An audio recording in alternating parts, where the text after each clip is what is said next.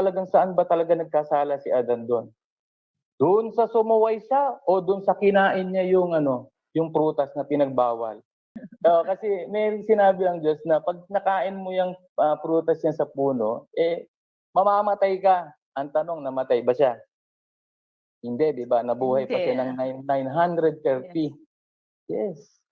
So, 930. ang problema lang, nagkaroon na ng separation. So, na-cut off na yung spiritual niya, na katulad ng Diyos. So, hindi na siya 100% na spiritual being. So, physical na siya. Kasi ang pinakita niya, katawan. Yan ang mga problema ng tao ngayon. Ang nagdi-dictate sa kanya kung anong matatanggap nitong katawan na to. Diyan nagkakasala ngayon ng mga tao. Kasi ang Diyos ay Diyos na malinis. Okay? Pure and pristine from the beginning. Ay,